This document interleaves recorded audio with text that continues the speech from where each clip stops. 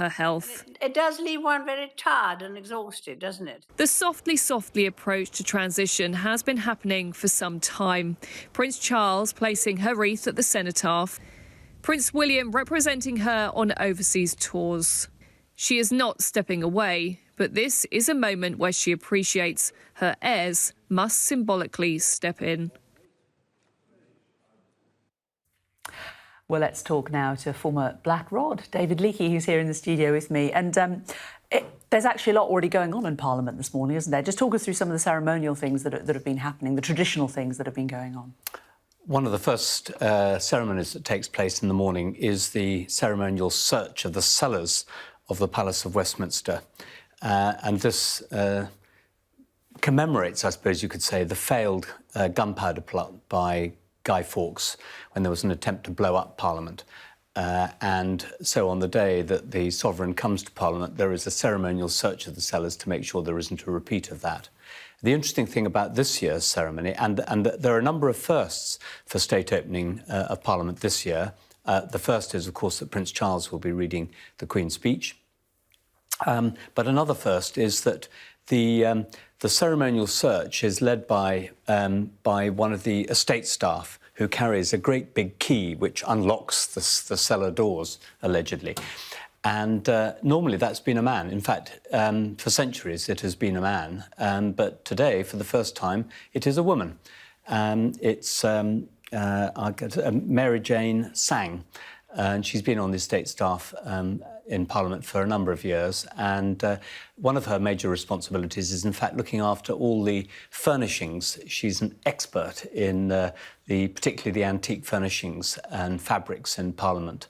And so she has a lot. There is a lot, and she has a lot to do with the preparing the chamber for the state opening of Parliament to make sure that the throne and the fabric of the throne are all cleaned and positioned correcely. And so she's got this great big key. Is the key actually used, or is it just a sort of ceremonial key that's carried? Possibly that would be a secret, far too secret to declare to you. It is a very largely ceremonial occasion, and it concludes. So the Yeoman Warders form up in Prince's Chamber, just outside the House of Lords chamber, just, as it were, behind the throne. And they form up in a line, and they each have a lantern on the floor in front of them, and the lanterns are lit. And then they ceremonially step forward and pick up the lanterns, and then they turn to their left and they tramp off slowly, and they go down the stairs and into the cellars, and there's a ceremonial route, and they eventually emerge on the terrace of the House of Lords. And are these lanterns, are they modern lanterns, or are they old? No, they're candlelit.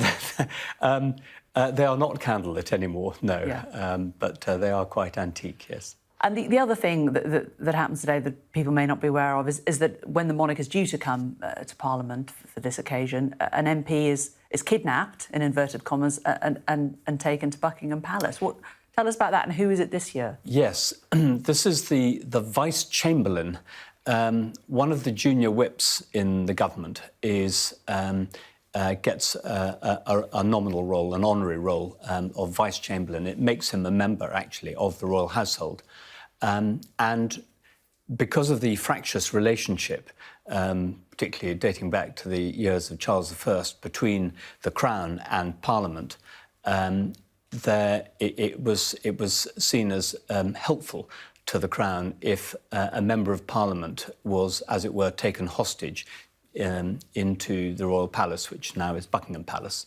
And so that's what happens. And so the Vice-Chamberlain, now I can't remember his name off the top of my head, but he's a junior whip, and he will be taken to Buckingham Palace as hostage for the duration of the ceremony. James Morris, MP. James I've Morris. got my note to hand. And what happens when he's there? I mean, I know, I don't want to give any secrets, but I mean, is he just sort of popped into a room and given a cup of tea, or is he thrown into the cellars? Well, I think this is something that he should be asked when he comes out, because it's another of those great state secrets, whether he is... I mean, there are stories that that he's filled up with gin and tonic to the point where he can't return to the chamber sober, and others where he's been deprived even of a drink of water or a television screen to watch the Parliament.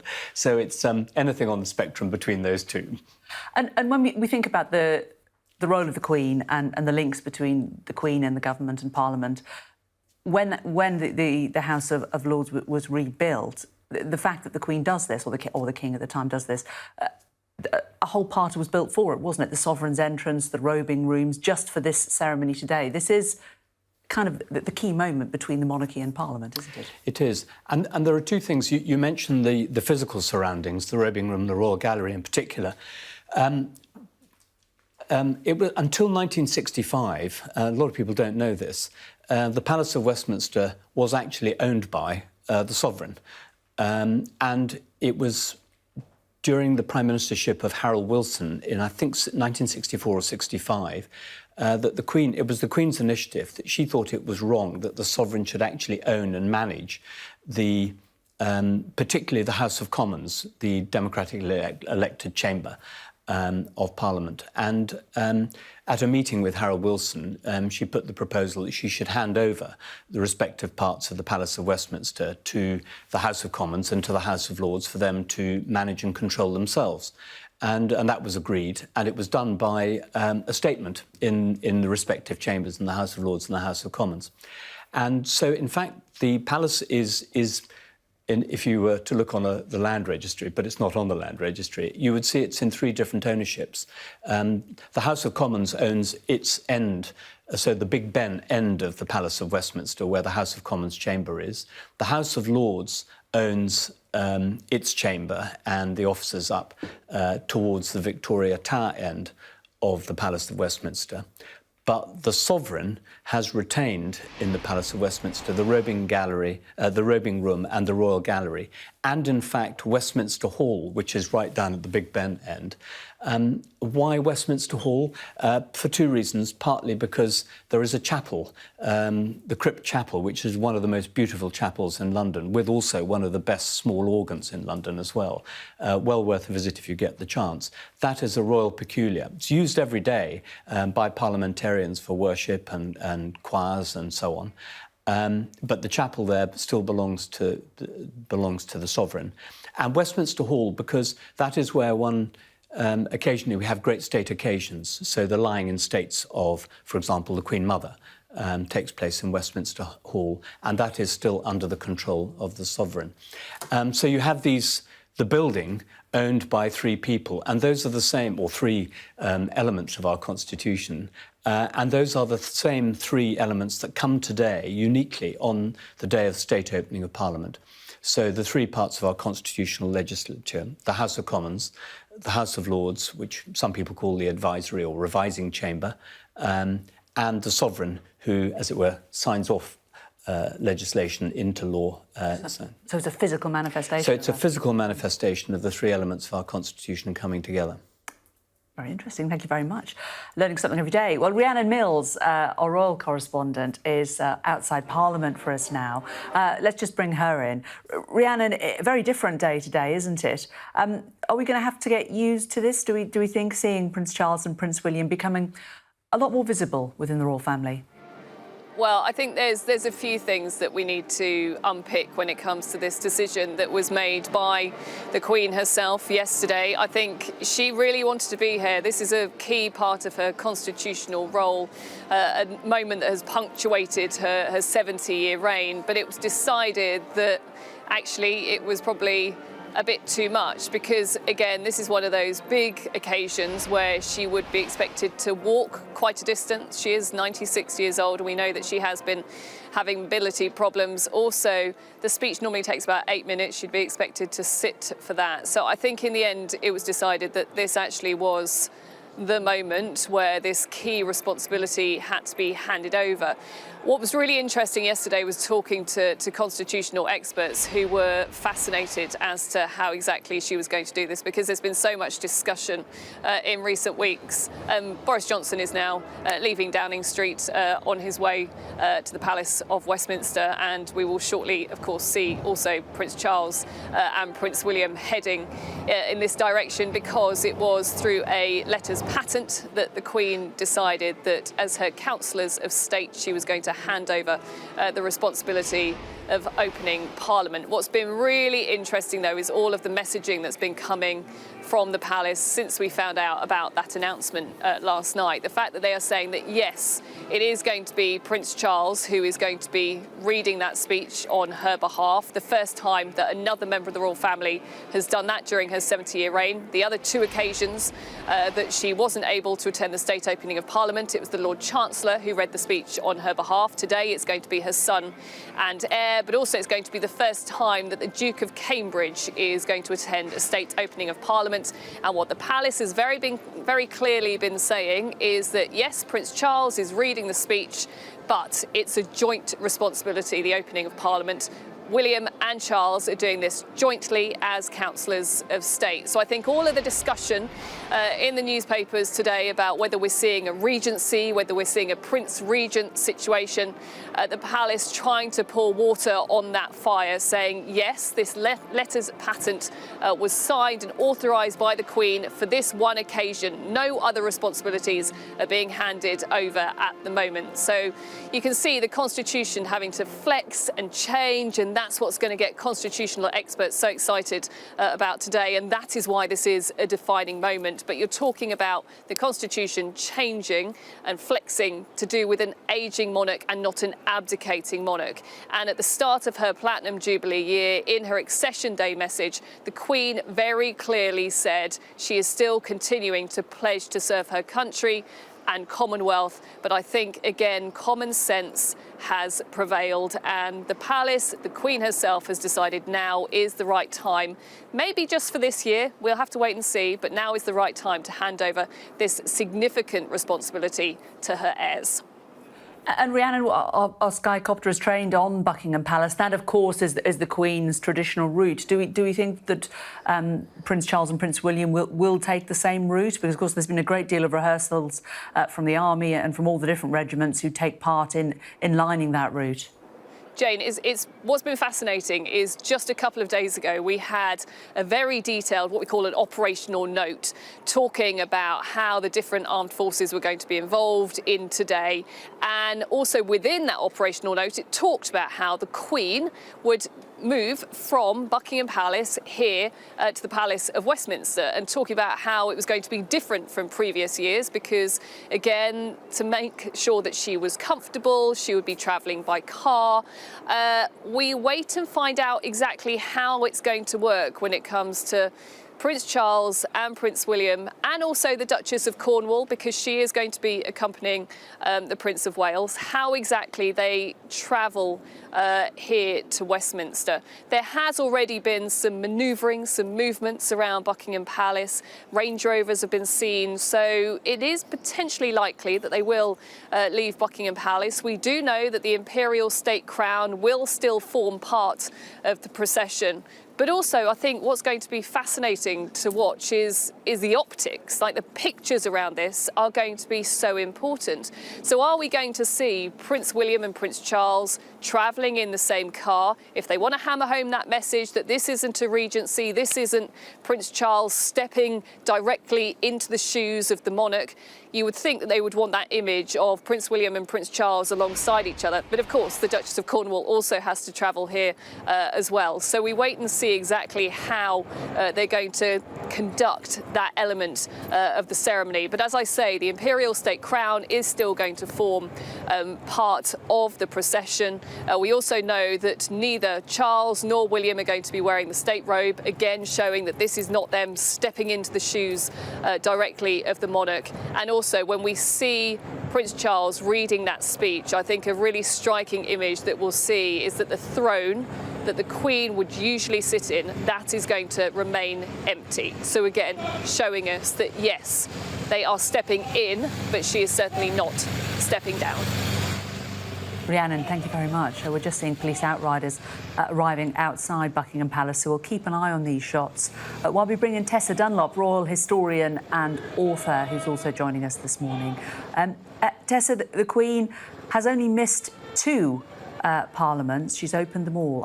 Before we bring you in, Tessa, let's just see if we can train our eyes on these cars coming out now and spot who is travelling and in which order. David Leakey. So the first car you see coming out is carrying the imperial state crown. The second car with the state regalia, that is the sword, the state sword, ceremonial sword. And this is exactly the same timing and route and procession as would have happened if the Queen had been taking part herself. It's also the same route and procession if they had been in horse-drawn carriages. Not to be a plot spoiler, but the next car that you will see coming out of Buckingham Palace will have the Duke of Cambridge on his own, or at least maybe with his private secretary, but the Duke of Cambridge in a car. So that's the and third then car. that'll be the second procession, as it were, and then the third will be the Prince of Wales with the Duchess of Cornwall. And there will be a few minutes separation between each of those three. Thank you for that. That's really clear. Let's bring in Tessa Dunlop. Tessa, I was just putting to you that the Queen has only missed 2 of these occasions since she has been on the throne, 1959 and 1963. Just tell us why they were missed. Well, they were missed because she was pregnant with Andrew and Edward, respectively. It's worth bearing in mind that her father and her grandfather both missed state openings of Parliament, George V in 1929 and 1935, and George VI in 1951. Excuse me. What's interesting is that in all those cases, and I'm stepping in for the Queen, it was the Lord Chancellor. The big change here is that the Prince of Wales, backed by the Duke of Cambridge in their role as Councillors of State, will be in proxy for the Sovereign herself. And one of the reasons for this is actually that under Tony Blair's reform of the Lords, the Lord Chancellor is no longer an exalted office of state. In fact, I think it's sort of been shoved into the Ministry of Justice. Dominic Raab currently occupies it. So therefore, there's been a change, if you like, and it's not just because, is this an idea of bringing Charles more into the fray, but it's a constitutional decision based on those modifications to the Lord Chancellor's role. What do you think that the Queen's thoughts will be on the fact that she is unable to attend today? I think there will be a sadness, a poignancy, and I think there will be also, to an extent, a sense of inevitability. She's a very practical woman. I work extensively with her generation, women over 95, and they are daily coming to terms with physical loss and depletion of their former physical abilities. And what's interesting is, of course, we saw many modifications to this state ceremony over the last few years. The imperial crown, which the Queen said herself, rather wryly in her style, if you put it on wrong, or if you look down to read your notes, it could break your neck. It's well over 1 kilogram in weight. It was modified. The current version was formed for her father, George VI, and then it was lowered and made to look more feminine for the Queen herself. But still, it weighs a ton. It has nearly 3,000 precious stones. So she's foregone wearing that in the past. So too, we saw her last year not in ceremonial robe, and backed up, of course, by the Prince of Wales and Camilla, his wife. So there's a sort of incremental set change that's occurring every year. And it's worth bearing in mind, while this is all very new to us, because, of course, the Queen has walked alongside us for all, I think everyone in this country can't really remember a time when she wasn't walking alongside us. In fact, Britain has, because we have a hereditary monarchy, has got very used to monarchs who live and die in office. And therefore, worth mentioning again that her father and her grandfather missed the state opening of Parliament in their time as well. Indeed, and it's been missed 6 times since 1901, and the fact that she has been on the throne for 70 of those years and that she's only missed it twice certainly shows her the duty that she has put before all things during her reign. It does actually mark her extraordinary physical stamina. I mean, if an individual just thinks, have I ever been ill at Christmas? Generally, we can say, oh, yes, we were one Christmas. This is effectively sort of an annual occurrence, and the Queen's just missed it twice when she was pregnant. So really remarkable physical health is what she's enjoyed for so long. Tessa Dunlop, thanks very much for the time being. Let's bring in former Sky News political editor, you may have seen him before, and presenter, Adam Bolton. He is now joining us as a political commentator. Lovely to talk to you today, Adam. He's down on Abingdon Green for us today. Adam, just remind us politically, what is the point of the Queen's speech?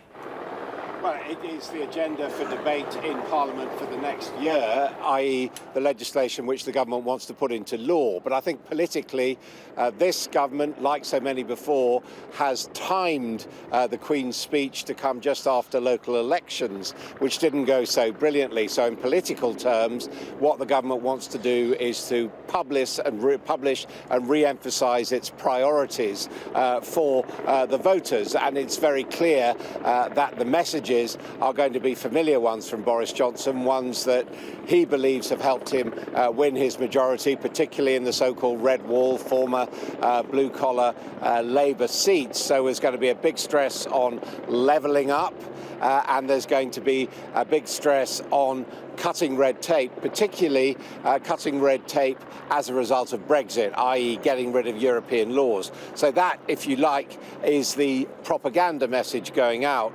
Many people may actually question whether the substance adds up to a great deal, but then the government also has to deal with problems of the moment. So there's going to be this clampdown on the sort of demonstrations we've seen with Extinction Rebellion and its various splinter movements, so that the police will have more powers over protests. Lots of concern in civil rights areas as to quite how widely those powers might be used once they get on the statute books. But at the same time, the government is dropping some of the regulations which it had previously announced. So, for example, we're not going to get further regulation, a sort of off foot to preside over British professional football. That's been dropped. Similarly, in other areas, we've seen measures, for example, to go in strong against the Northern Irish Protocol.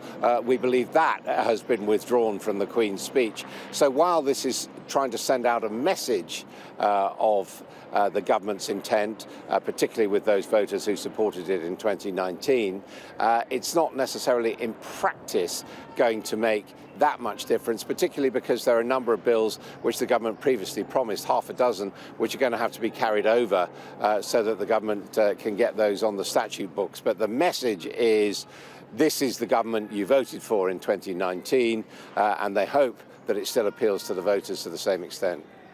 Adam, I'm just going to pause you there because we're just looking at images of the first procession of cars arriving at the Palace of Westminster. And David Leakey is with me, and this rather incongruous image of some of the royal regalia sort of sticking out the window, a bit like when you go to the tip and you've got something that's a bit too long and you have to poke it out the back window. Surely this was not the plan.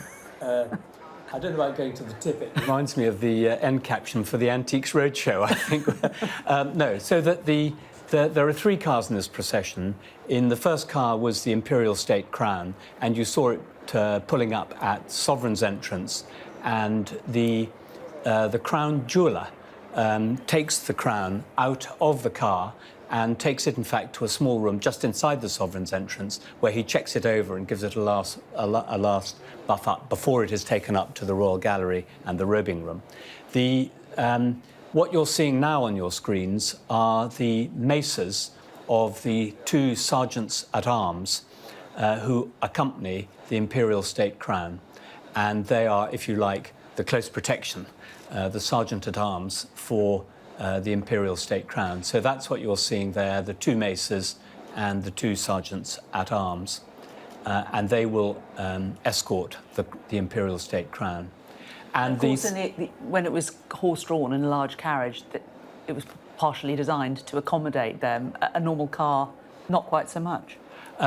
Possibly, though, I must say that as Black Rod, I was always inside the palace and never saw what went on down at Sovereign's entrance. So it may be that they were sticking out of the windows of the carriages. We'll have to look back at the footage.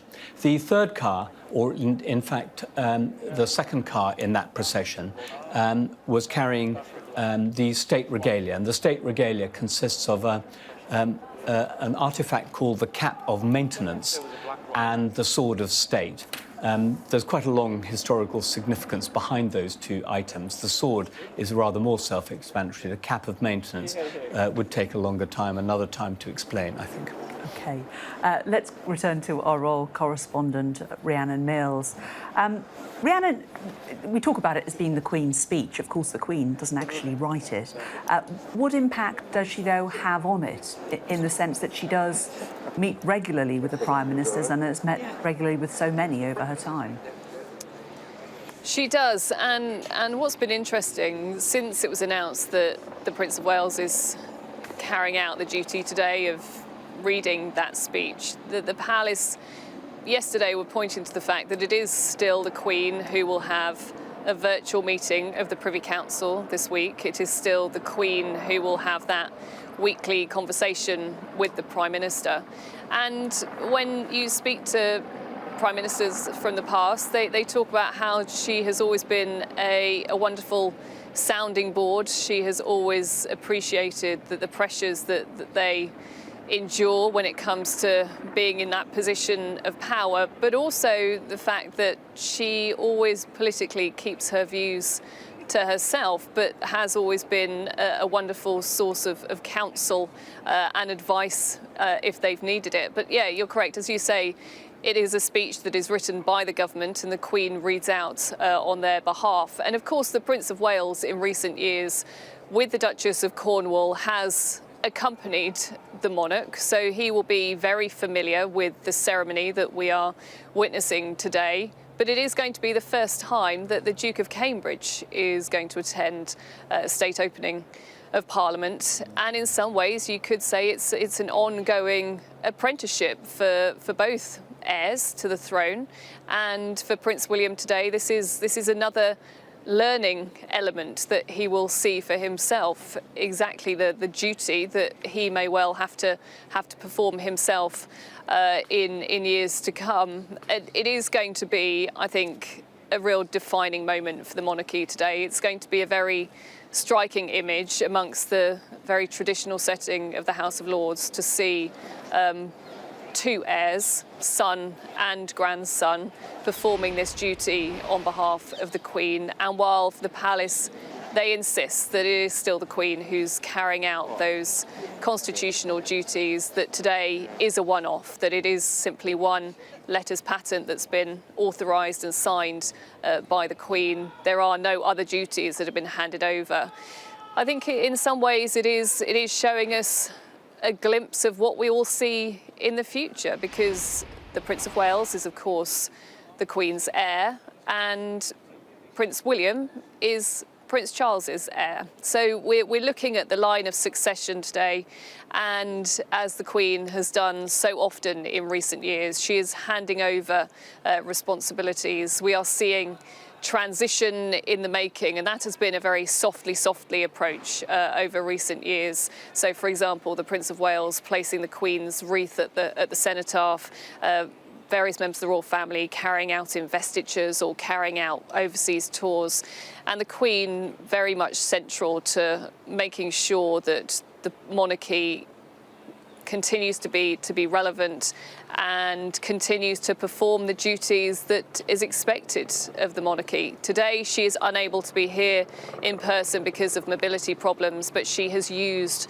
all of the tools at her disposal to make sure that other members of her family can make sure that the monarchy is here, able to open Parliament and see the government work continue, and the new parliamentary session open today in the way that it should. Thanks, Rhiannon. As we're talking to you, we're looking outside the House of Lords, a very large Guard of Honour, 96 rank-and-file 1st Battalion Coldstream Guards there, also accompanied by the band of the Coldstream Guards. We don't know if we will hear from them today. They're up by the Sovereign's entrance to form a further layer of security there. The Coldstream Guards, of course, identified by that red plume in their bearskin caps and their scarlet tunic with gold buttons. Let's return to Tessa Dunlop, royal historian and author. And Tessa, Rhiannon was talking about the differences between the Queen abdicating. Just to explain to us what we've heard the term today. This is very different from a regent. Just could you explain to us what that is and how it is different to what is happening today? The only time Britain's had a regency was actually under George III. And you had Prince Regent, who later became George IV. And that was because George III had occasional and then more persistent loss of his mental faculties, and therefore his son stepped in officially full-time. The Queen is fully in control of her mental faculties, and because of modern technology, is more than able, of course, to hold meetings with the Privy Council, with her Prime Minister, virtually, on the telephone, and indeed if they come to her in person. And therefore, I don't envisage, and she clearly doesn't either, that there's going to be a regency under Prince Charles anytime soon. And that is why Charles today not in the ceremonial robes. He is not our monarch. This does, on the other hand, give us time to get used to an idea of King Charles, but he will not be sitting in that throne. He will be sitting alongside that state imperial crown, and he will be backed up by his son and heir, the Duke of Cambridge. Worth pointing out that because of this modification to the role of Lord Chancellor, and therefore these two councillors of state, the Queen's two councillors of state stepping in, that actually they are, the other two councillors of state are, of course, Prince Harry and Prince Andrew. This can only be done today if there are two councillors of state, according to the letters patent. So given that I think more and more frequently as the Queen becomes older, she's going to rely on those around her and rely on her councillors of state, I think there may need to be a discussion about who those remaining two councillors of state are, given the more controversial place that Andrew and Harry now occupy within the family and in the institution. Tessa, thanks very much. Just as we're talking to you there, we're seeing another procession of cars going down the Mall there. David Leakey, so do you think that this procession will be the ones carrying the Duke of Cambridge, Prince William? Do you know? Yes. Unless we've missed a procession, but that was what was on the programme for which I was forewarned, that the second procession would be with the cars with Prince William, the Duke of Cambridge. And this route that they take down the Mall, through Horse Guards, then onto Whitehall, meticulously planned and rehearsed. And for those members of the military involved in today, it's a massive event for them, isn't it?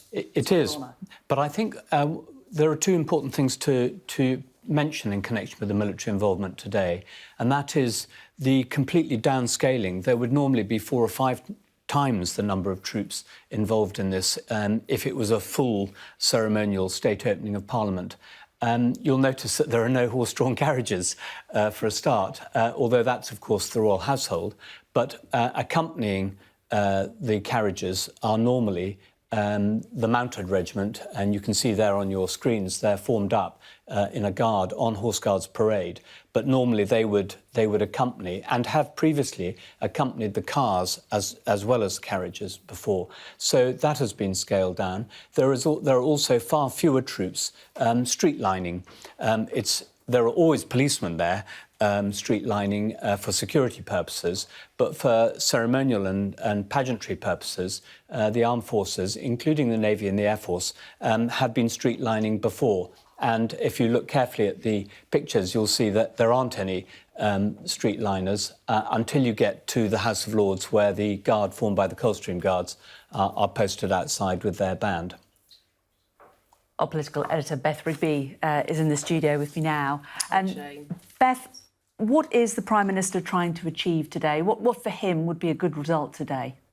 Well, I think in terms of the measures, what we're going to see is some attempts for him to sort of reset his premiership after a torrid few months. So there will be a levelling up and regeneration bill that's expected to give local leaders powers to rejuvenate the high streets, forcing landlords to rent out empty shops more cheaply, which, when I go up and down the country, people really upset, actually, about their empty town centres. He'll hope that that will appeal to some of those red wall areas that have suffered a bit in recent years in terms of regeneration.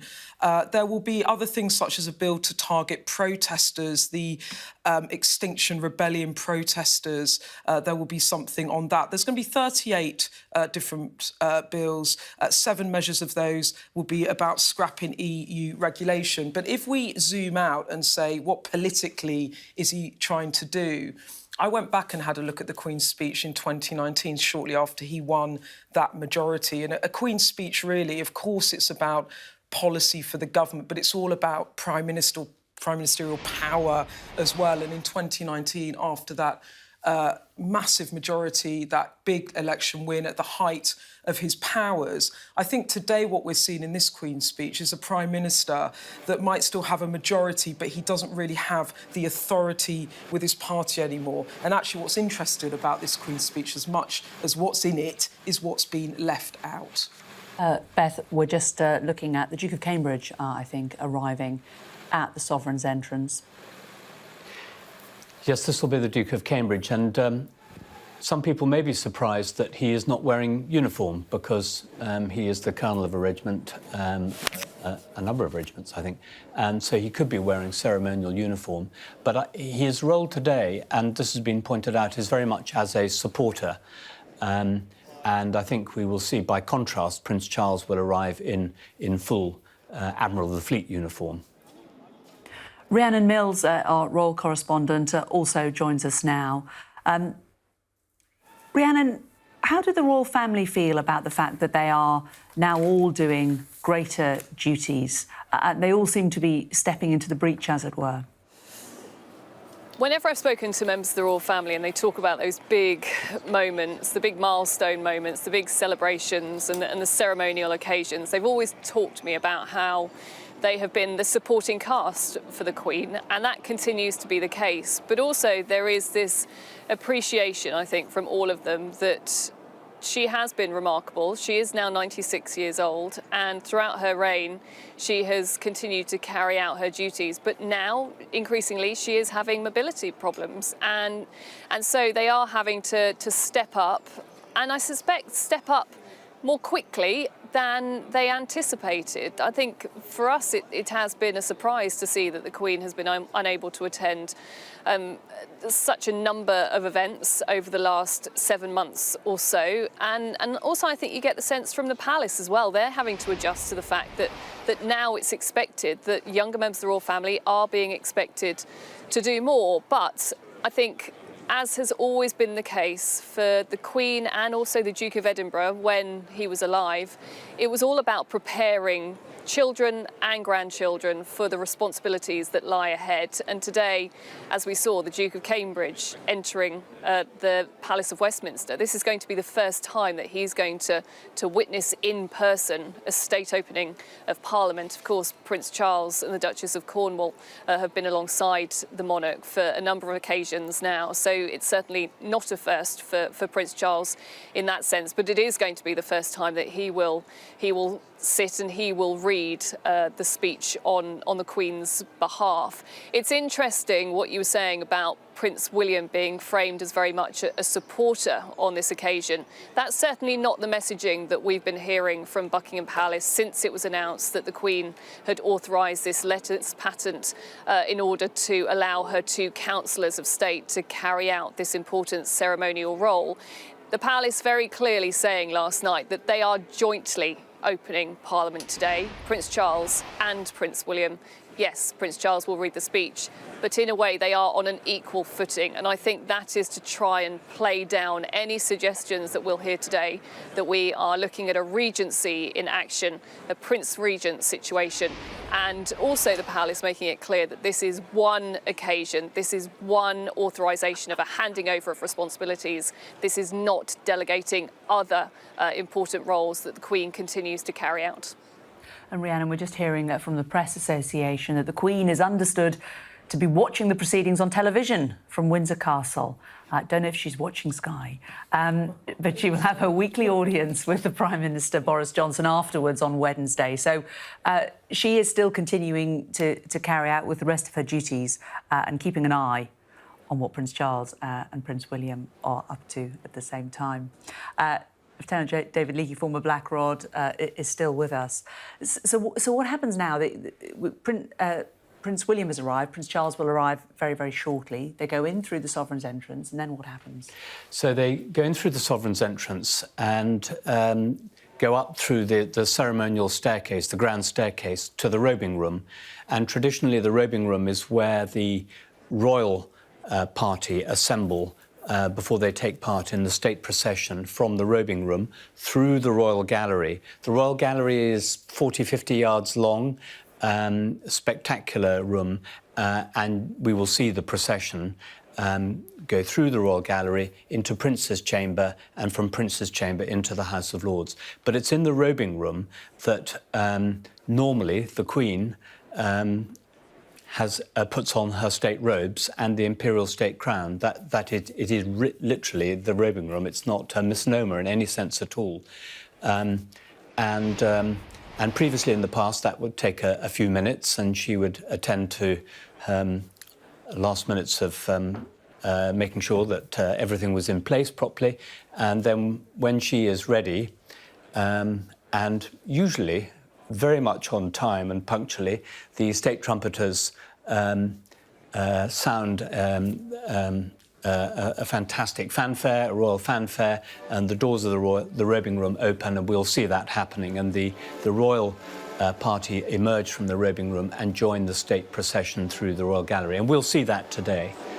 We're just going to pause because there is some music coming from outside Sovereign's entrance.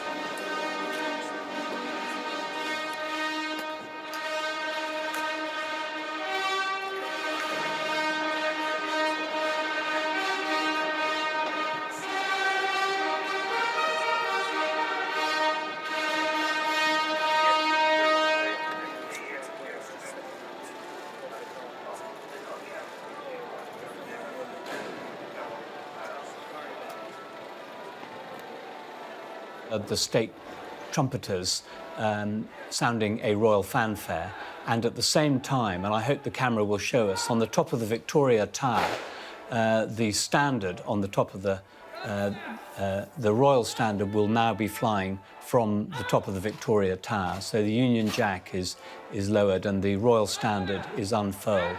And that represents the fact that the crown is present in the Palace of Westminster. And the crown refers literally to the crown. To the crown. Not the monarch that may be wearing it. And that is the significance of the crown, the imperial state crown. It's the symbolism of the crown, not the person. David, thanks very much. Let's bring back in Sky News former political editor and presenter Adam Bolton. Adam, we've had the local elections in the last week.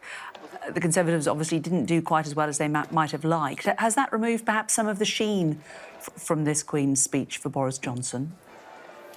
I think it has. We're told that the Prime Minister's new team of advisers have slimmed down the amount of legislation, and they backed off from things which might be likely to annoy some of their constituency. For example, regulation of business, auditing, that has been removed from the government's legislative plan.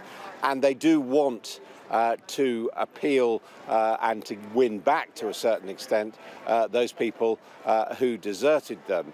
Now, what we're also seeing, of course, is some pretty contentious areas, because there is going to be regulation of online media, digital media in this bill, and that, of course, is an area where the government has to proceed very carefully, not least because we're talking about an international communications network. How far can they go, and how successful can they be in enforcing what they do? So I think what we're going to see this afternoon is the Prime Minister and the Leader of the Opposition, and what probably ironing each other across the chamber pretty well, with a degree of distaste, I suspect, given all the breakthroughs that have been about what would happen if Sir Keir Starmer is fined and what the consequences might be in the long run for Boris Johnson. So they'll be sensitive there. And then, of course, there's another area where Boris Johnson can't avoid talking about.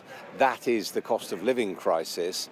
But it's pretty clear, looking at the sort of draft bills that have been postponed, that the government have been talked about, that the government is going to say it is doing everything it can without really promising radical changes in the financial system or large sums of support going to those people who really need them. So that, I think, is a very delicate balance for Mr. Johnson, who we'll see shortly arriving at the bar of the House of Lords to listen to the speech. I was just wondering, incidentally, about the language, because, of course, it's not yet Prince Charles's government, but I think in the Queen's speech he will still refer to it as my government because he's speaking on behalf of the sovereign. Let's bring in our current political editor, Beth Rigby, who's sitting next to me here in the studio. And Beth, it's been an interesting 24 hours in politics, hasn't it? And we heard from Keir Starmer yesterday. We are going to hear from both the Prime Minister and Keir Starmer later on today, aren't we, in the House of Commons? Do you think that they will not divert from the script, that it will all be about the Queen's speech, or do you expect the other issues that a lot of us have been focused on over the past few days will creep in? Well, it will be the first time that they meet since Keir Starmer it was announced that he was under police investigation. But as we saw yesterday, Keir Starmer took a gamble, you could call it a calculated gamble, in which he sought to try and put clear blue water between him and Boris Johnson by saying, yes, I'm under investigation. If I get a fixed penalty notice, I will step down as Labour leader with all the consequences of that that would follow. And in that sense, Labour think that they have put Boris Johnson in quite an awkward position once more on this, because obviously he didn't resign when he had a fixed penalty notice. So I imagine that both men might want to avoid that conversation whilst discussing the Queen's speech today. And you have to put it in the context of the Queen not being there, that this is quite a big moment. It's obviously a regretful moment that she can't attend. And some of my Whitehall sources were telling me that this decision was taken genuinely right at the last minute, that it was not taken lightly, that she left it right to the final point to finally sign that writ authorising her son, Prince Charles, to make that speech. And it's quite a sad day, really, that she isn't there. And I'm very glad to hear that she's going to be watching it, even if she can't be with us. But just quickly, picking up on what Adam said about the politics of the Queen's speech, I think one of the big themes we're going to see today, when I was saying about things being left out, is part of this is about stripping, to quote some of the Conservatives' advisers that helped both David Cameron and Boris Johnson in the 2015 and 19 elections, is to strip the barnacles off the boat. And what that means is taking out pieces of legislation that might be controversial with the Conservative Parliamentary Party in order to not give Boris Johnson any more problems than he's already got. So in terms of a big planning bill, that's not there anymore. In terms of banning fur imports and foie gras imports, which was around animal cruelty, something the Prime Minister was looking at, that has been shelved. Plans to give flexible working for that to be written into law, again, with the Conservative right, not very popular, that has been shelved. And what you do see is some Brexit deregulation. You see some tougher measures on being able to deport serious criminals. So actually this Queen's speech is very political, and it's as much about Boris Johnson's survival at the moment as it is about looking forward to the next general election. And I think that is absolutely fascinating, given that he's got a big majority. He's not actually very politically powerful at the moment. It's about appeasing backbenchers. Brilliant. Thanks, Beth. Thanks very much. David Leakey, former Black Rod, still with us also. We're seeing now the Commons, aren't we, on the right-hand side of our screen there. Just talk us through what's happening there. So we've got Prince Charles and Prince William arrived at the Sovereign's entrance, being robed up if they were the Queen. But what's happening on the other side? So, well, now we have a picture of the House of Commons chamber itself. MPs assembling in the chamber. Over the next 5 or 10 minutes, the chamber normally would fill to brim full and standing room. In fact, not even standing room. And then the House of Commons will start their morning's procedure with the normal procedure, the Speaker's procession from down the library corridor through Central Lobby. This is Central Lobby here, so that's what these people are gathered to watch. And Mr. Speaker, Sir Lindsay Hoyle, will process with his chaplain and his staff through Central Lobby down to the House of Commons chamber. They will enter the chamber. The doors will then close whilst they start their business, which always starts with prayers at the beginning of the day. And the doors close. Why are the doors closed on Black Rod? The doors are closed just for their prayers. After prayers, then they suspend proceedings and the doors are then reopened. Once the Queen, or in this case, Prince Charles, has taken his place in the House of Lords chamber, not on the throne, but to one side of the throne, he will then give a signal a command to the Lord Great Chamberlain. We hear now on the Speaker's ceremony, Sir Lindsay Hoyle with the Speaker's chaplain and his entourage. This is a formal procession that takes place every day at the beginning of proceedings in the House of Commons. And similarly, the House of Lords has a similar but actually rather smaller procession that starts their proceedings as well. What are they shouting? Hats off, and this is a sign of respect. It's rather like the military saluting a senior person. It's hats off when... So there you see the Sergeant-at-Arms carrying the House of Commons mace. Proceedings can't start in the House of Commons until the mace is on the table. Sir Lindsay Hoyle, the Speaker's chaplain there, and the Speaker's private secretary.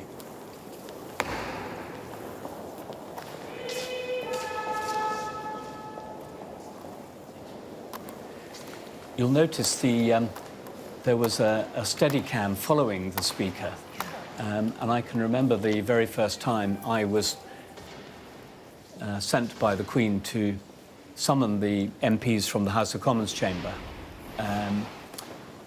I was surprised when I noticed that from the previous recordings, which I had a look at, that there was always a rather close-up of the Black Rod's face as he, my predecessors, had walked down towards the House of Commons chamber. And I then discovered that on the day, the reason they get that close-up, or the way they get it, is that there's a cameraman with a Steadicam who walks backwards in front of you, if that's not counterintuitive. And there's someone behind him who's reeling in a wire. So you have to actually walk quite slowly and try and keep a straight face.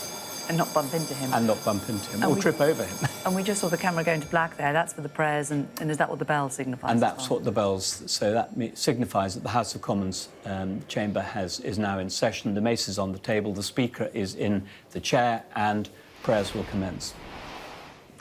And we're focusing on this. This is all tradition, isn't it? But it's also part of the law of Parliament, that the structure of this event and the fact that the Queen opens and closes it. Yes, and the background to this is that there are three elements to our legislative constitution, our constitutional legislature, I put it the other way around. And the three elements are the House of Commons, the democratically elected chamber, the House of Lords, which is often called the advising or advisory or revising chamber, and then the sovereign, who signs off or enacts legislation. And those are the three constitutional elements of the legislature. And it's on this day, the state opening of Parliament, that all those three elements come together in one place at one time. And it's also significant that the Palace of Westminster used to be a royal palace exclusively owned by the sovereign. In fact, Henry VIII, it was his residence. He was the last sovereign to live there. But it was under the ownership of the sovereign until as recently as 1965. And it was only in 1965 that the Queen, and it was on her initiative, agreed with Harold Wilson, who was the Prime Minister at the time, that it was inappropriate for the sovereign to own the democratically elected chamber of Parliament. And so they agreed that the House of Lords and the House of Commons, parts of the Palace of Westminster, would be handed over from the sovereign and taken under the management and control of the House of Lords and the House of Commons. And that was done in a statement on the floors of the chamber. But interestingly, the sovereign has retained some parts of the Palace of Westminster, so it is in part still a royal palace. You kept the sovereign's entrance. The sovereign's entrance and the royal robing room and the royal gallery, and Westminster Hall too. And just remind us how it was affected by COVID, the Queen's speech. How different was it over the last couple of years? Well, it was very much a dressed down or scaled down COVID. Everybody present was wearing masks, and it was a very much less ceremonial occasion with minimal contact and smaller attendance as well. Let's bring back in Tessa Dunlop, the royal historian and author. And And Tessa, one wonders what's going through Prince Charles and Prince William's minds today. Prince Charles obviously knows that this potentially on the passing of his mother is his destiny, isn't it? But today, just standing in for her. Yeah, he's had a lifetime of training. We know that recently he's been there at the state opening of Parliament, very much in a supportive role. And in many respects, I think what we see here is the monarchy not as an individual, but as an institution. And Charles, there he is in his Admiral of the Fleet uniform, surrounded by regalia and structure, form, history, pomp and ceremony.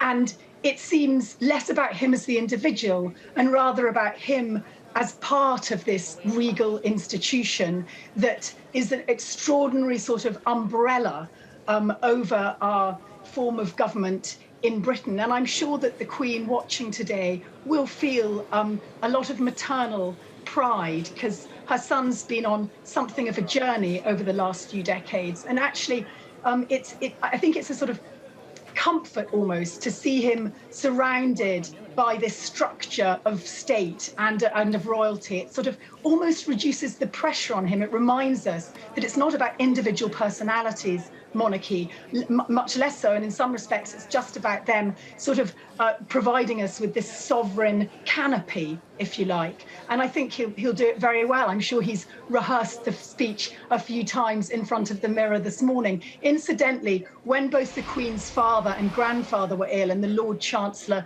stood in for them on both occasions, their illness was referred to before the Queen's speech, or rather the King's speech at that time was commenced. So it is. We think it's possible that she may well be mentioned before this speech actually starts.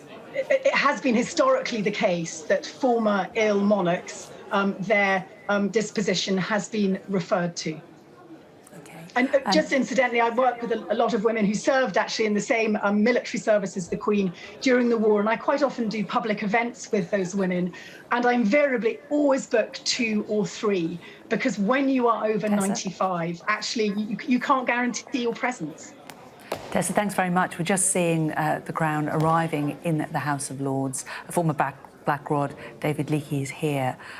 So Prince Charles sitting on what looks very grand, but we're told that he wouldn't sit on the actual throne. Is that a different throne to the one that the Queen uses? There are, in fact, 2 thrones. There is the sovereign's throne and the consort's throne, and it may well be that he is sitting on the consort's throne. Hard to tell the difference at this range. Yeah, and we see... You will see there the Lord Great Chamberlain on the right of your picture with the white stave or staff has just raised it in the air.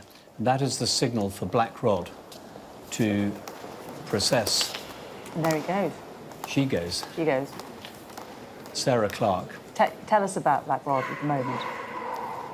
So Sarah Clarke, who took over from me 4 years ago in the role, formerly she was the Director of Operations at the Wimbledon Tennis Championships. That was part of her background.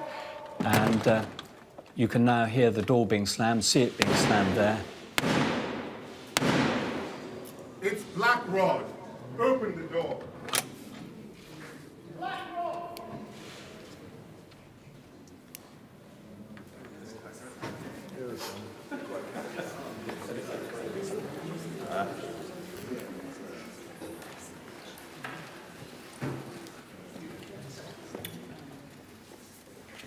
Mr. Speaker, the Queen commands this Honourable House to attend her Councillors of State immediately in the House of Peers.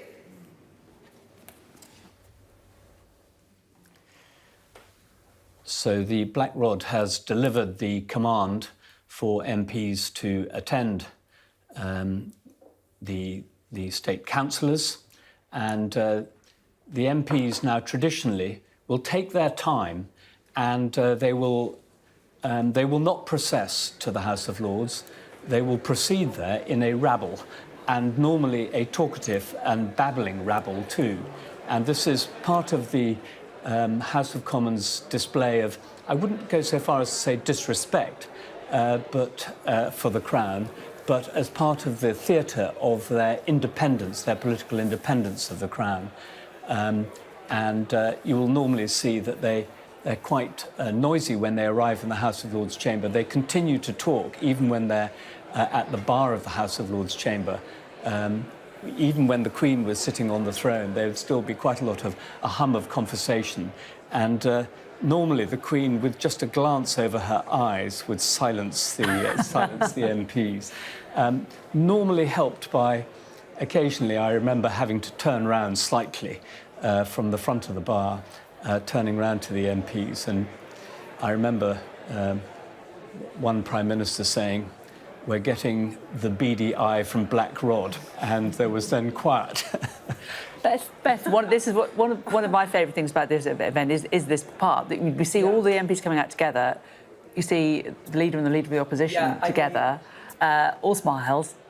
Sometimes not. I mean, this is so, you know, this is one of my favourite bits, because when we make the television package for the evening news, we sort of sit there and study the body language between the Prime Minister and the Leader of the Opposition. And try and work out what they're all saying to each other. Well, and I remember with Jeremy Corbyn one year that Boris Johnson sort of looked to him and tried to make conversation.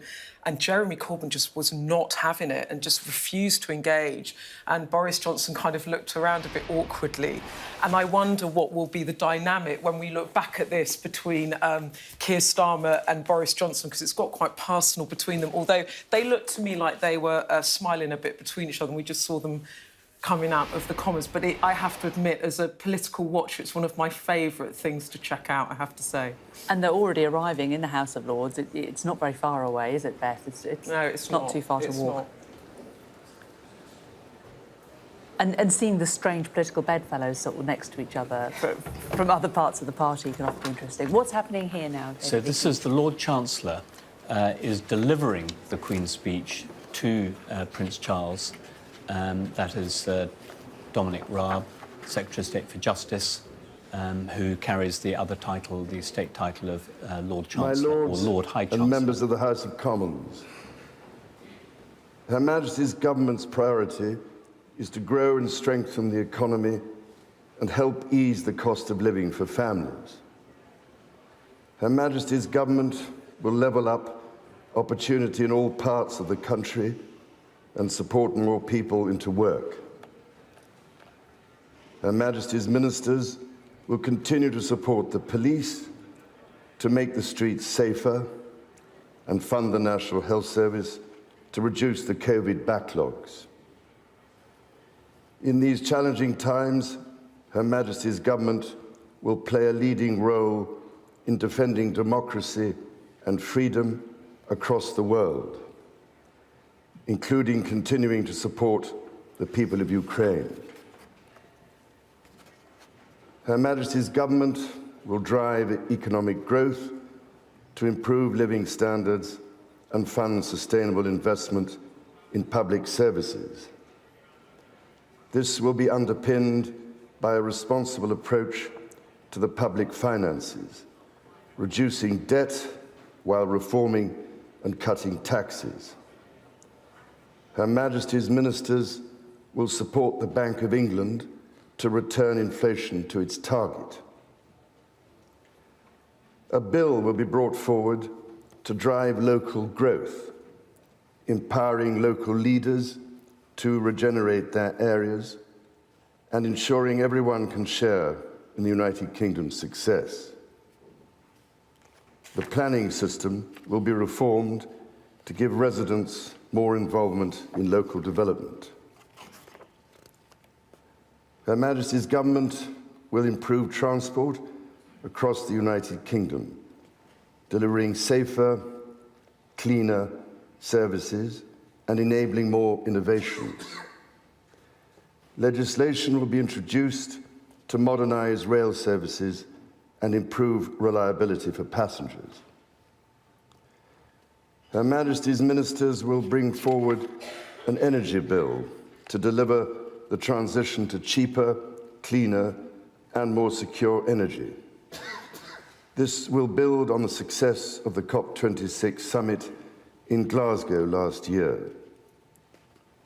Draft legislation to promote competition, strengthen consumer rights and protect households and businesses will be published.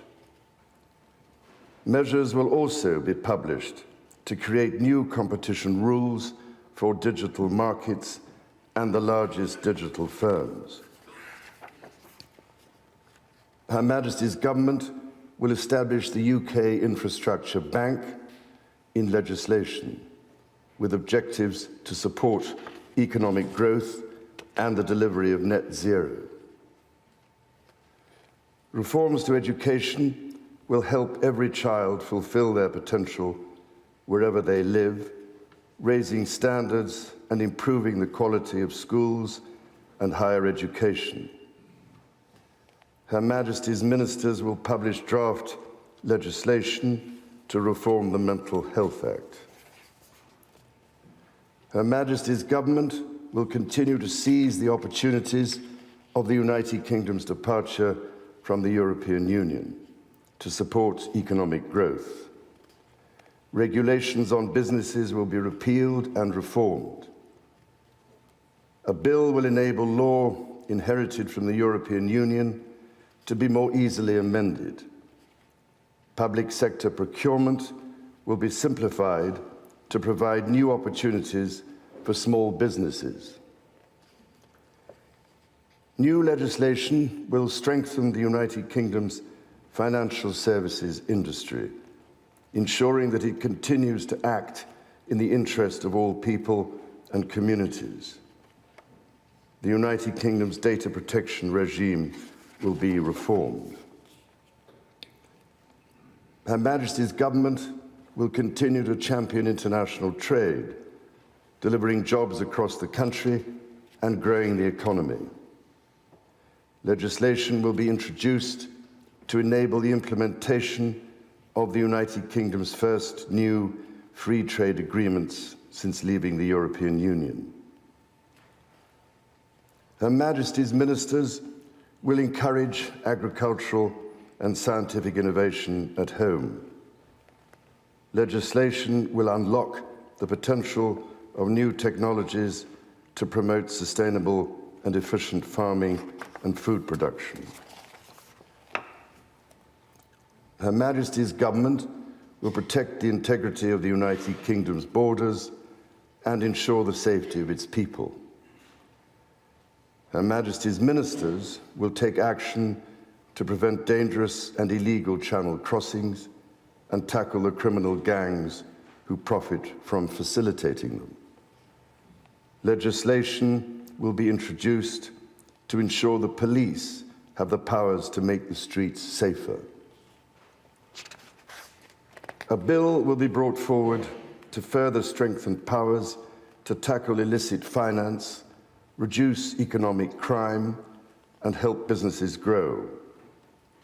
Measures will be introduced to support the security services and help them protect the United Kingdom. Her Majesty's Government will lead the way in championing security around the world. It will continue to invest in Her Majesty's gallant armed forces. Her Majesty's ministers will work closely with international partners to maintain a united NATO and address the most pressing global security challenges. The continued success and integrity of the whole of the United Kingdom is of paramount importance to Her Majesty's Government, including the internal economic bonds between all of its parts. Her Majesty's Government will prioritise support for the Belfast Good Friday Agreement and its institutions, including through legislation to address the legacy of the past. Her Majesty's Government will ensure the Constitution is defended. Her Majesty's ministers will restore the balance of power between the legislature and the courts by introducing a Bill of Rights. Legislation will prevent public bodies engaging in boycotts that undermine community cohesion. Her Majesty's Government will introduce legislation to improve the regulation of social housing, to strengthen the rights of tenants, and ensure better quality, safer homes. Legislation will also be introduced to ban conversion therapy. Proposals will be published to establish an independent regulator of English football. In this year of the Platinum Jubilee, Her Majesty looks forward to the celebrations taking place across the United Kingdom and throughout the Commonwealth, and to the Commonwealth Games in Birmingham this summer. Members of the House of Commons, estimates for the public services will be laid before you. My Lords and members of the House of Commons, other measures will be laid before you. Her Majesty prays that the blessing of Almighty God may rest upon your councils.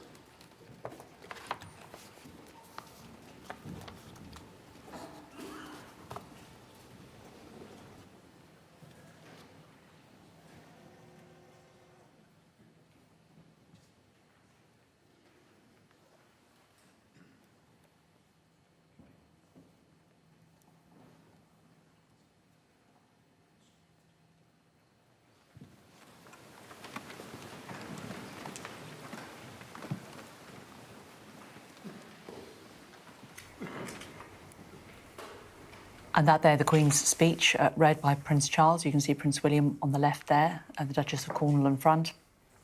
And the crown now being removed from the House of Lords.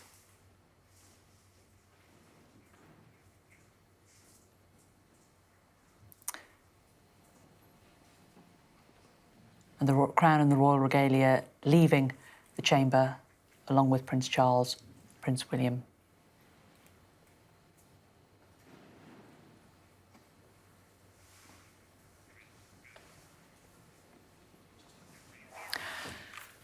And those journeys will now be made in reverse. Let's bring in our royal correspondent, Rhiannon Mills. Rhiannon, no mention made of the Queen at the start of the speech, but referred to the fact that she's very much looking forward to her royal jubilee by Prince Charles in that note. That's right. There was no reference to the fact that she was unable to attend in person due to those mobility issues. But interestingly, within that speech, rather than talking about my government, the words had been changed to say Her Majesty's government. So still mentioned there in the chamber. And for me, this felt like a very striking, defining moment for the monarchy. For 70 years, the state opening of Parliament and delivering the Queen's speech has punctuated the Queen's record-breaking reign. Of course, this year, as was mentioned in that speech, she marks her Platinum Jubilee, the first British monarch ever to achieve that milestone. And this was the first time that another member of her family has delivered that speech on her behalf. The two previous occasions where she was unable to attend because she was pregnant, the speech was delivered by the Lord Chancellor. That role has changed a great deal, and so Her Majesty, in consultation with other authorities, decided that the responsibility today, for the first time, should fall to her heir, to the Prince of Wales. And in many ways, within that historic setting, amongst all of the traditional ceremony that we have seen throughout the decades, this was also giving us a glimpse at the future. Of course, Prince Charles is her heir and one day will be king, and this again was another step towards that role, another moment in his learning, another moment in the apprenticeship as heir, which has continued for so many years for him. And also, I think, particularly important, the fact that the Duke of Cambridge was also there in the chamber, the first time that he has witnessed for himself the state opening of Parliament. And everything that the palace has been saying, yes, if you look at the imagery, it looks like Prince William was there as a support to the Prince of Wales. But I think for the palace, they have wanted to stress that son and grandson were today jointly carrying out that responsibility of opening Parliament. yes, the Queen today was unable to attend herself, but for her, she was so conscious that the monarchy still had that vital role to perform to allow that new parliamentary session to finally begin. Thanks very much. Let's return to our political editor, Beth Rigby. Beth, away from the royal implications of what we've seen, we're now watching all the MPs file back into the House of Commons. They will now break now, won't they? And then they'll return this afternoon, just after 2, where they'll start discussing the Queen's speech. What do you think was the key thing that we heard from it? Well, you're right, there's going to be a number of days of debate on it. I mean, the first thing that struck me was it was quite short. This is a slimmed-down Queen's speech. Really, if you boil it down, what's in it, I think there's 2 elements of it. One is levelling up, and you saw that. You can see it, the introduction from the Prime Minister on the speech as well was where he stresses that this is a Queen's speech to get our country back on track and ensure we deliver on the promises we made at the start of the Parliament, none bigger than levelling up the country. And you had a schools bill in there promising to reform education. You had that levelling up and regeneration bill promising to try and sort out and improve people's high streets. But then on the other side of it, Jane, there was loads of red meat in here for the Conservative Party and those Brexiteers and those others towards the right of the party that really got Boris Johnson into number 10 and perhaps at the moment might be having second thoughts about him. There was loads of deregulation in there, promises on procurement bills. There's a Brexit freedom bill talking about repealing and reforming some legislation which they will say help unleash and deregulate the British economy to get it growing. There was a public order bill to clamp down on that Extinction Rebellion and people that they have said it being too disruptive. There was, but also what was left out, I think, as I was saying earlier, is also interesting. There was no writing into law, enshrining into law the right to flexible working, which obviously is a big issue now over COVID and people wanting more hybrid working arrangements. And there was, as I was saying earlier, any attempts to try and regulate in terms of banning fur imports or foie gras imports, that was all canned as well. It was, as I was saying, a kind of attempt to scrape the barnacles off the boat, so focus on things that are wedge issues that the Conservatives would say, which split them from the Lib Dems and Labour, focus on sort of the core Johnson agenda. Look, Jane, what are they going to talk about in the Commons? From Labour's point of view, it's all about the cost of living. And I think that's what Keir Starmer is going to go in on. And I think he's also going to start raising the issue, the prospect of stagflation. And that's when you have very high inflation and economic growth slows. It's very bad for an economy and it's very, very bad for people because they feel the squeeze so tightly. Everything's going up in cost. Their wages are not growing. We know what is coming down the tracks in terms of potential recession and very, very high inflation. And I think that for all of this Queen's speech, Labour understand that the immediate pressure will be this. Kit Malthouse was asked this morning on Sky News whether there might be an emergency budget. He didn't explicitly rule it out. And I think that for all of the legislation in the Queen's speech, that is going to be the massive challenge for Boris Johnson's government and the huge focus for all of us in the coming months. Beth, we're just seeing Prince Charles leave. You can spot, if you're eagle-eyed, Alistair Bruce, royal commentator, just in the back left-hand side of the shot there. We're going to be talking to him in a short while about his experience today, what it's like being so close to what is happening there. So we're seeing now Prince Charles departing the House of Lords. The Crown and the Royal Regalia have already left. Prince William will be departing quite soon.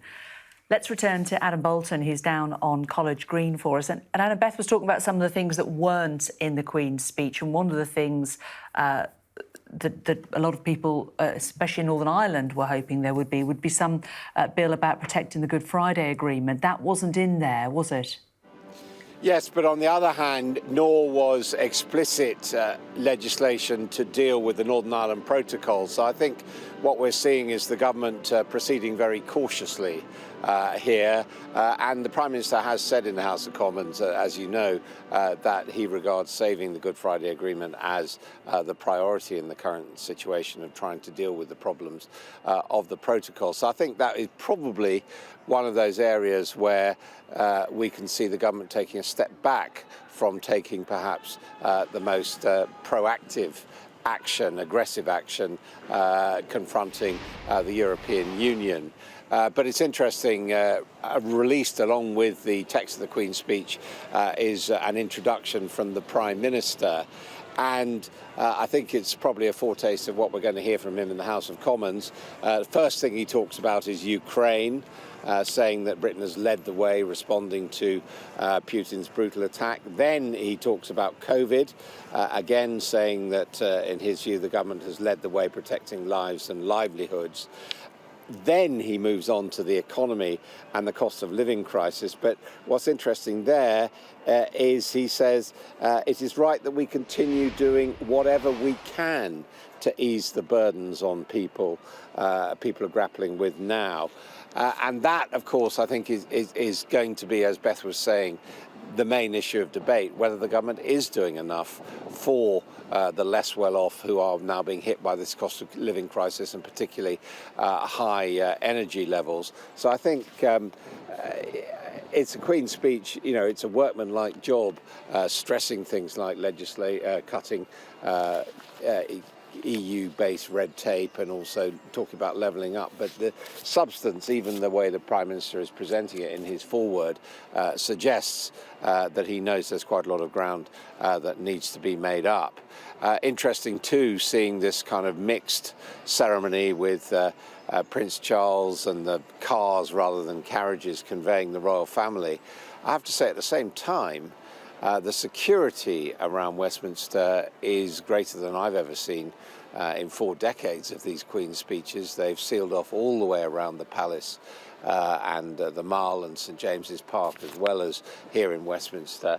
And, you know, it's important to remember that this used to be a public event. We used to have spectators standing here on the green watching the Queen arriving and all that. But now, for security reasons, I suppose, we haven't seen that. But we've had no explanation from the police of why there is much greater security than we've had in previous years. Perhaps there is a significant terrorist threat, but it's quite striking how difficult albeit a slimmed-down ceremony, is making it for people here in central London.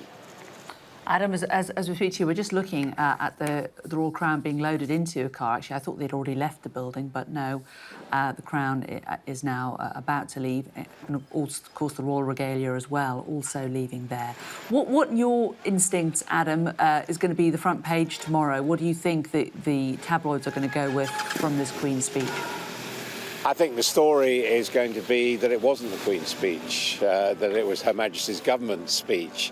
The story is, I think, for the general public, is the clear spectacle of Prince Charles, did rather well reading the Queen's speech rather than the Queen being there, talking about her in the third person, Her Majesty's government. And of course, you know, when there is a transition in the monarchy, it will be the King's speech, it will be Prince Charles's speech. But I thought in the way that he delivered it, the way that he repeatedly substituted Her Majesty for the word my, was him, you know, wanting to give as much support and presence to his mother as he possibly could. But I think that will be the story that people will remember. Beyond that, I think the various newspapers, according to their political predilections, will seize on various things. A lot of concern, for example, on the left in The Guardian and the Daily Mirror, perhaps, about potential threats to civil rights coming in this clampdown on protesters. And then in the more conservative newspapers, the Daily Mail and the Telegraph, they will doubtless be cheered by some of the attacks, the promises to cut red tape and promises to find benefits from Brexit, and also by some of the law and order measures, because in the way that they've divided up the speech for presentation, there is a strong section on what they're calling not so much law and order, they're calling it making the streets safer.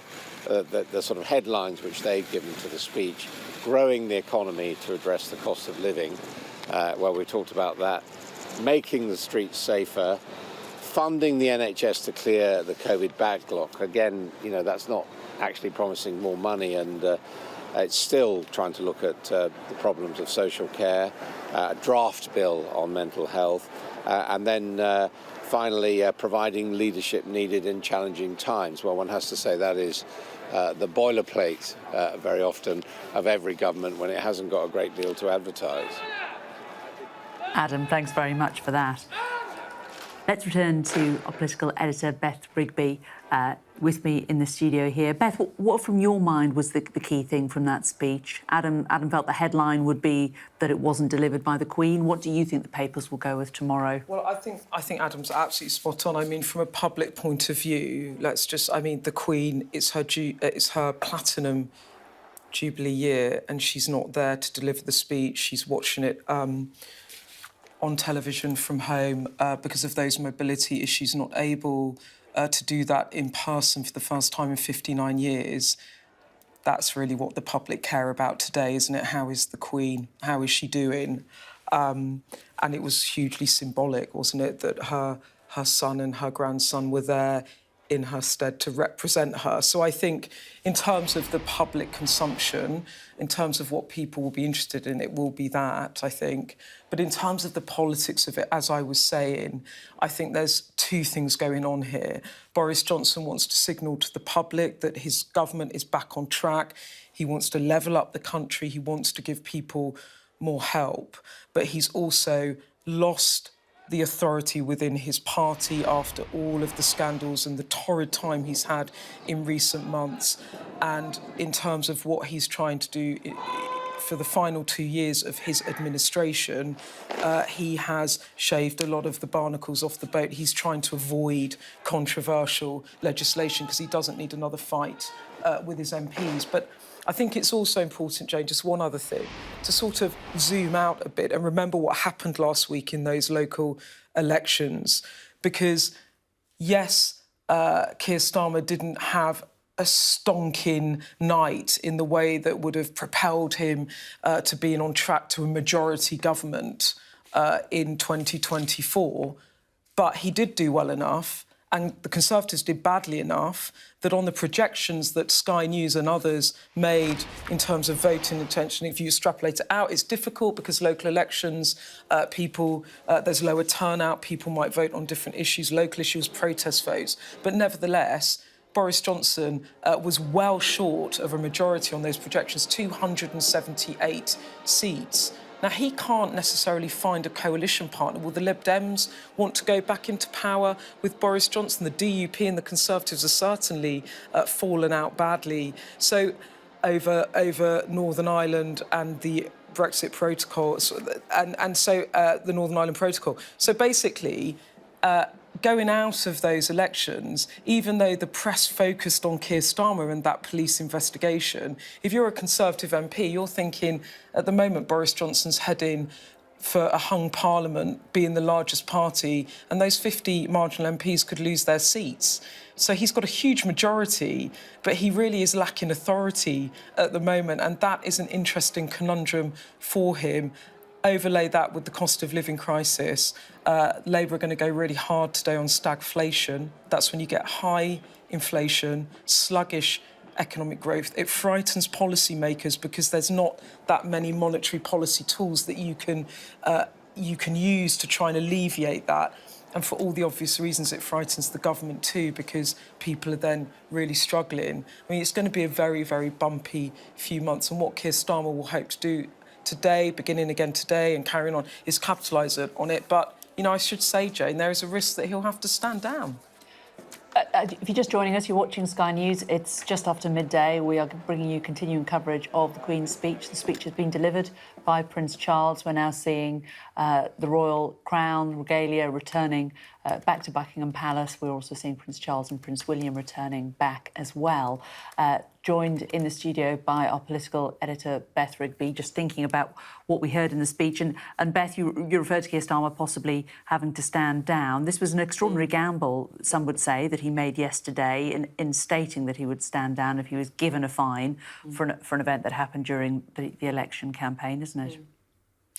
Yeah, I mean, there's different views. Is it a calculated gamble? Is it just an extraordinary gamble? But the point is, it is a gamble. Now, you could argue that Keir Starmer had very little option, and that is my analysis of it, in that if you set yourself up as a man of principle and honour, trying to cast Boris Johnson as a man who has neither, if that's your position, which is what Keir Starmer has been doing for months, you then have to fall on your sword, if you like. I mean, he would have lost all credibility if he tried to equivocate on this matter. So I don't think he had an option. And actually, as I understand it, I think he took the decision on Friday, actually.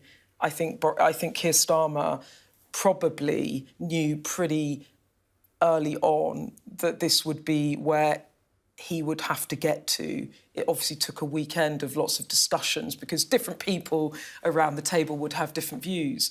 And, you know, other people would argue, well, look, Durham police have said that retrospectively they won't issue fixed penalty notices and that actually this is a calculated gamble because the chances are that he won't be fined. But he does not know that for sure. And, you know, Rishi Sunak, who turned up to that impromptu birthday party in Number 10, didn't think he would be fined. He was turning up to a meeting. There was a birthday celebration for the Prime Minister. He got a fixed penalty notice. So Keir Starmer can't know. So, of course, it's a huge gamble. I mean, he's literally going to have to resign if the police give him a fixed penalty notice. I guess his calculation is that if he survives that, then he really is standing on very solid ground when he then criticises the Prime Minister. And who knows, Jane, his allies would say maybe this gives him the cut-through with the public that so far, let's face it, he has struggled to get. OK, Beth, thanks very much for now. Well, you're watching Sky. We are live in Westminster, where in a defining moment for the monarchy, for the first time in 59 years, the Queen has missed the state opening of Parliament due to her health. Her Majesty's son, Prince Charles, delivered the speech, which included a new crackdown on guerrilla-style climate protests and tackling the cost of living crisis. The Duke of Cambridge also attended for the first time on the Queen's behalf as Councillor of State. Well, let's take a look back at how the events of the morning played out. Our first sighting of Prince Charles was as he left Buckingham Palace for Parliament. Also in that motorcade was the Duke of Cambridge and the Duchess of Cornwall, as well as the imperial state crown and the ceremonial sword. It is the first time that the Duke of Cambridge, Prince William, has attended the state opening of Parliament and take on a key constitutional role on behalf of the Queen. He's deputising for her in his role as a Councillor of State, as is his father, even though Prince Charles read the speech out.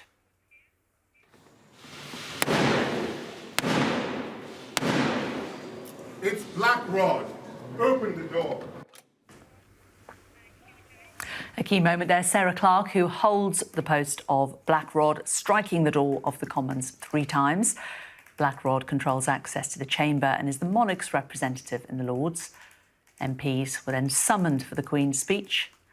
After the Commons door was slammed in Black Rod's face, that symbolised the rights of Parliament.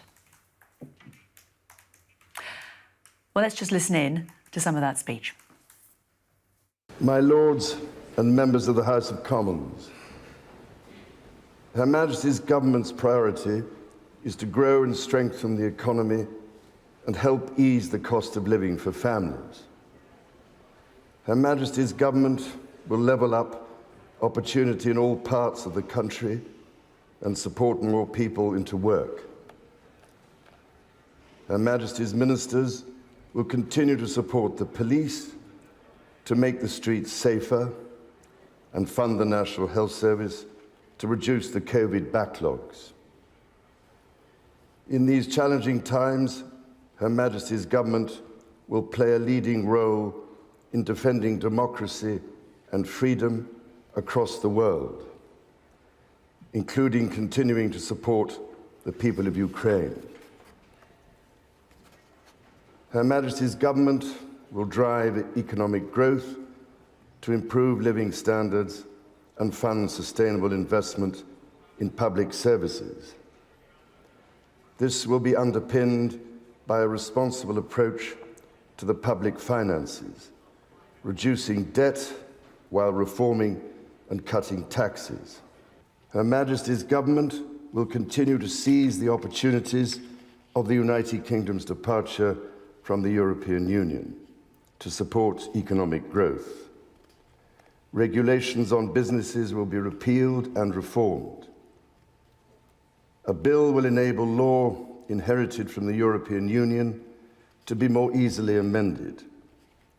Public sector procurement will be simplified to provide new opportunities for small businesses. New legislation will strengthen the United Kingdom's financial services industry, ensuring that it continues to act in the interest of all people and communities. The United Kingdom's data protection regime will be reformed. Her Majesty's government will continue to champion international trade, delivering jobs across the country and growing the economy. Legislation will be introduced to enable the implementation of the United Kingdom's first new free trade agreements since leaving the European Union. In this year of the Platinum Jubilee, Her Majesty looks forward to the celebrations taking place across the United Kingdom and throughout the Commonwealth, and to the Commonwealth Games in Birmingham this summer. Well, Rhiannon Mills is outside Parliament for us right now, and you could sort of see on Prince Charles's face, I think, as he delivered those lines. Actually, I wonder if he wonders whether the Queen will be able to attend these events. She's clearly looking forward to them, but as we see, the monarchy is flexing, and other people are coming in to assist her at the moment as her mobility falters. I think today was again a reminder of how, over the years, we have become so used to Her Majesty the Queen carrying out her public services and duties and enjoying relatively good health. And yet now we have a monarch who herself has admitted in recent weeks and months that she is having trouble standing and walking. And as a result of that, the royal family, the palace, and also the public are going to have to get used to seeing younger members of the royal family increasingly stepping up and taking on some of her responsibilities. And I think, yes, we will see that around the Platinum Jubilee weekend. But if we look at today, it was a hugely symbolic moment. And I think it will be seen as one of those defining moments for the monarchy when historians look back at these twilight years of this Elizabethan age. There has been this softly approach to transition, and yes, we have seen younger members of the royal family already stepping up and helping the Queen. Things like Prince Charles laying her wreath at the cenotaph for Remembrance Sunday, other members of the royal family carrying out investitures and also doing those overseas tours on her behalf. But today was the first time that really we've seen younger members of the family taking on what is a key part of her constitutional role. And the decision for that will not have been taken lightly. Literally, until the 11th hour, we were told that the Queen herself wanted to come, she planned to come. But as I think we've seen in recent weeks when it's come to things like the Commonwealth Day service, the Maundy service, events where she would have to walk great distances or sit for a long time, and this again would have been one of them, practicality has simply had to kick in, and that's what's happened with this one. And it was always going to be interesting for constitutional experts and the likes of you and I to see exactly how the Queen wanted this to play out. And I think those constitutional experts, some of them were puzzled and surprised by the fact that she decided to use that letters patent, so that change in the rules to mean that 2 councillors of state, so her son and grandson, would carry out the responsibilities today. But that ultimately is the way that she decided it should be, and we are seeing the Constitution flex and change to deal with an ageing monarch. Although the palace very keen to point out that this is not a monarch who is looking at abdicating. If you look at her accession day speech that she made, her accession day message that she delivered in February this year to start the Platinum Jubilee year, once again she reaffirmed her commitment to serving her country and the Commonwealth. But today she has handed over, maybe just for this year, we're going to have to wait and see, but that important constitutional role of making sure that the parliamentary session could still get underway despite the fact that she wasn't able to appear here in person. But yeah, the palace very clearly also saying that yes, she's having trouble with her mobility, but it is still going to be the Queen who will have a virtual session with the Privy Council this week. It's still going to be the Queen who is going to speak to her Prime Minister, and ultimately it was her son and her grandson who were jointly opening Parliament today. However, I think the problem is, and for those who talk about this being a regency, a Prince Regent situation in everything but name, the optics today, seeing Prince Charles front and centre, it did look more like a regency situation than I suspect the palace would necessarily want to. But ultimately, that was how the ceremony played out, and the palace stressing that she is still very much in charge, and certainly when it comes to Platinum Jubilee, she will still be the star of proceedings. OK, Rhiannon, thank you very much. Well, let's move away from the Queen's non-attendance to the political meat of this all. Beth Rigby, our political editor, is here. And Beth, what do you think were the key bills that the government wants to try to get through over the next year? Well, I mean, the key bill and the one that was talked of first is that Levelling Up and Regeneration Bill. You know that Boris Johnson has set his stall on levelling up the country. He's tasked Michael Gove, one of his most effective political operators, to try and deliver on that. And this is a bill in which the government says is aimed at driving local growth, empowering local leaders to regenerate their areas. Critically, the interesting thing I thought in it is this planning system to be reformed to give residents more involvement in local development. Now, you've got to ask, does that mean that big house building plans will be put on pause? Because often in local communities, people don't want loads of development. And there was an attempt earlier in this Parliament, this government were going to try and drive through what would be quite controversial housing plans. They've got a target of 300,000 new homes a year, but that maybe won't be happening. They pulled that specific kind of policy, and then now what is happening with that, it's again a red line, or it creates a red mist, should I say, with many Conservatives. Maybe Boris Johnson doesn't want to have that fight. But in terms of other efforts to regenerate high streets, a plan to ask or compel landlords to give cheaper rents in local high streets to try and rejuvenate people's local areas, because the government understands that if you make people's local environments better, that makes them feel better, and maybe that makes them feel that their community is levelling up, which of course is the big promise of this government. So I think that's a critical one. The other one, the Public Order Bill, again, this is the legislation to stop those channel crossings and also to ensure that the police have more powers to make the streets safer. They're also looking at those that security bill in order to try and stop those Extinction Rebellion protests. So some red meat again to Conservatives, but also to the public who have been disrupted by those protests. So there's all of that. In terms of politically for the party, there's a deregulation effort in here.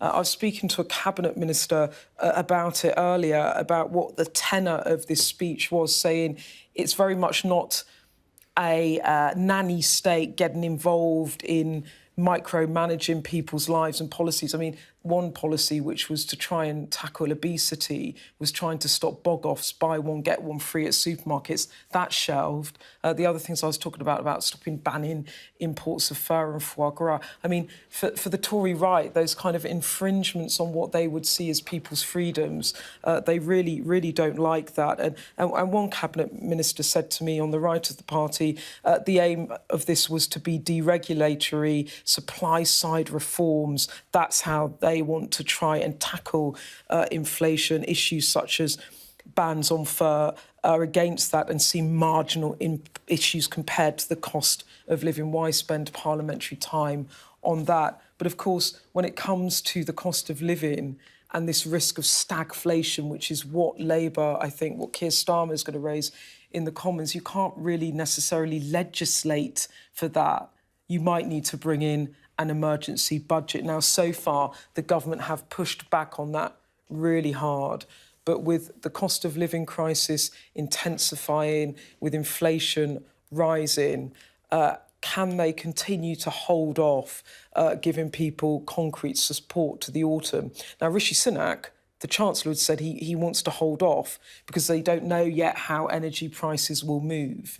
But that doesn't help people right now whose bills are going up at astonishing and frightening rates compared with their wages and struggling to make ends meet. If you want to level up the country, if people cannot afford to feed their families or heat their homes, that is really the basics of people having or feeling that they have a reasonable standard of living, isn't it? It is. Beth, thank you very much. We're going to be bringing you a lot more reaction to the Queen's speech. We're going to be talking to all the main political parties. Stay with Sky News, but we're going to take a short break.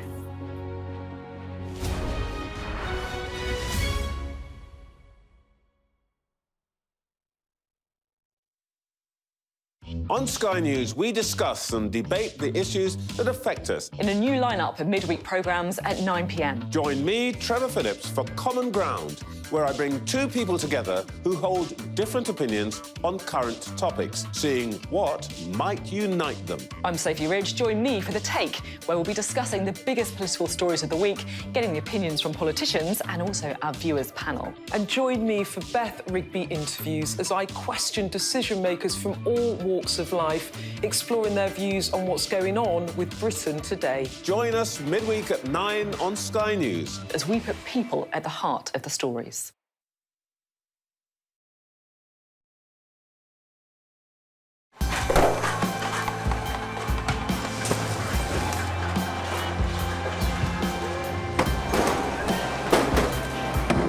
Police have just made their first move and they've gone in firing tear gas. We aim to be the best and most trusted place for news. There are hundreds of these turbines. There are thousands more across Gansu.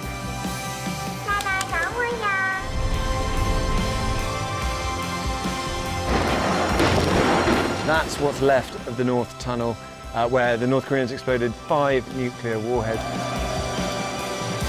And this is a show of strength at a time when China is more fragile than it has been at any time in recent years. Shrapnel from that explosion, so you can see it littered along all the way. We take you to the heart of the stories that shape our world. The train station and the airport, they're both closed. We're not sure about the roads. We've seen reports that they are being blocked by police, so we're going to try and find a way out of Wuhan. After 5 days stranded here, this is deliverance. We help you understand the world with us. Tom Cheshire, Sky News, Beijing.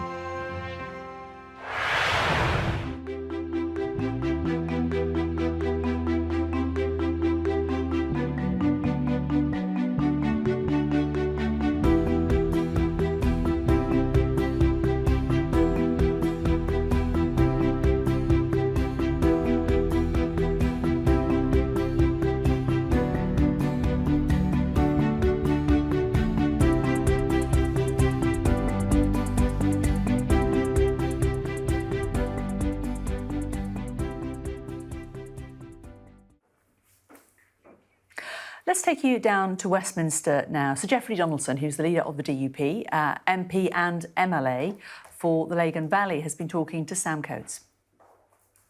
Well, I left the Prime Minister with a very clear message that if the government is in the business of protecting the political institutions, then they need to deal with the protocol, because the protocol is undermining political stability in Northern Ireland. It is undermining our place within the United Kingdom. I welcome the references in the Queen's speech to protecting the internal economic bonds of all the parts of the United Kingdom, and that has to include Northern Ireland. And I note the reference to the Belfast or Good Friday Agreement and protecting the political institutions. And we are very clear, the protocol is incompatible with protecting the economic bonds of all parts of the United Kingdom, and it's incompatible with the agreement. So it needs to be addressed, and we are having further discussions with the government about that. And I've made clear to the Prime Minister there isn't a single unionist representative elected to the Assembly supporting the protocol. There is no consensus for the protocol in Northern Ireland. Let's take a look at some of the day's other news now. And 75 days since Russia began its invasion of Ukraine, US President Joe Biden says he's worried that Vladimir Putin does not have a way out of the war. Speaking at a political fundraiser last night, the US President said the Russian leader mistakenly believed that the conflict would destabilise NATO and the European Union. Ukraine's defence minister says that Russian forces, backed by tanks and artillery, have attempted to storm the Azovstal steel plant in Mariupol. The last remaining pocket of Ukrainian forces have been holding out in Soviet-era tunnels beneath the complex. While Ukraine's military claims one person was killed and 5 were wounded after 7 missiles hit a shopping centre in the southern city of Odessa overnight, emergency services were seen trying to extinguish the blaze engulfing the structure while trying to find any sign of life in the charred wreckage. Let's take you to the Philippines now, where Ferdinand Marcos Jr. has been elected as the new president of the Philippines. He's the son of the country's former dictator and received almost twice as many votes as his nearest rival. The Marcos family were forced into exile in 1986. The campaign to elect Marcos Jr., also known as Bong Bong, portrayed the rule of his father as a golden era for the nation. The Met Office says there is now a 50-50 chance the world will warm by more than 1.5 degrees Celsius over the next 5 years, compared with pre-industrial levels. 1.5 degrees is the goal set by nations in 2015 as part of the Paris Agreement to try to limit global warming. Researchers say that carbon dioxide emissions reached the highest level ever recorded last year.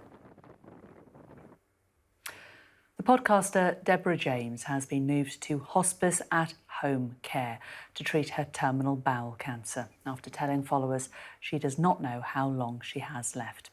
40-year-old James was diagnosed with the condition in 2016. She presented the BBC podcast You, Me and the Big C and has kept listeners and social media followers up to date with her treatments, with candid posts about her progress and diagnosis. A car has crashed into the house owned by Boris Johnson in Camberwell in the early hours of Monday morning. Police said the driver suffered minor injuries. The Prime Minister bought a 4-bedroomed house for £1.2 million in 2019. An MP is among 5 people killed in Sri Lanka in violence following the Prime Minister's resignation. The country is experiencing a severe economic crisis with shortages of food, medicine and fuel, and a general strike has been called for today. Ashna Hurinag reports. The protests that have been challenging democratic decisions have now faced an attack themselves.